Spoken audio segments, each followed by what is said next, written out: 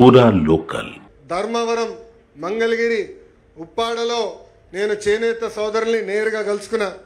వాళ్ళ పడుతున్న ఇబ్బందులు నేరుగా నేను తెలుసుకుంటాం జరిగింది. ఆనాడు ఇట్లనే ఒక మీటింగ్ పెట్టుకుని చేనేత సోదరులు చెప్పా, చేనేత సోదరులు నేను దత్తకు తీసుకుంటున్నానని. కొంతమంది ఎగతాళి చేశారు, కొంతమంది కించపరిచే విధంగా మాట్లాడారు.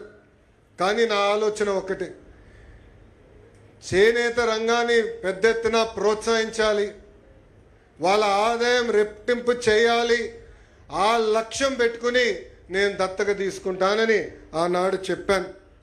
ప్రభుత్వ స్కీమ్స్తో పాటు డిజైన్లు కానివ్వండి, modern colours, skilling, market linkage, promotion ఇవన్నీ చాలా అవసరం.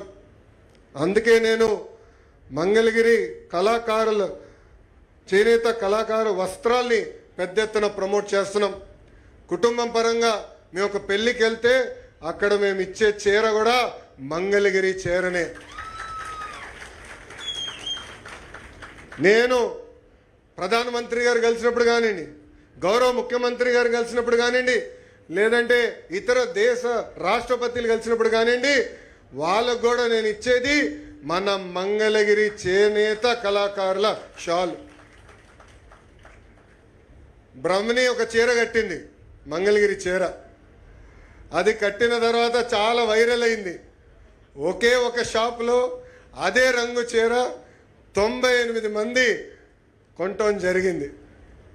అంటే మంగళగిరి మా గుండెల్లో పెట్టుకుని ఈరోజు మా కుటుంబం అహర్నిశలు మీ గురించే ఆలోచిస్తున్నాం.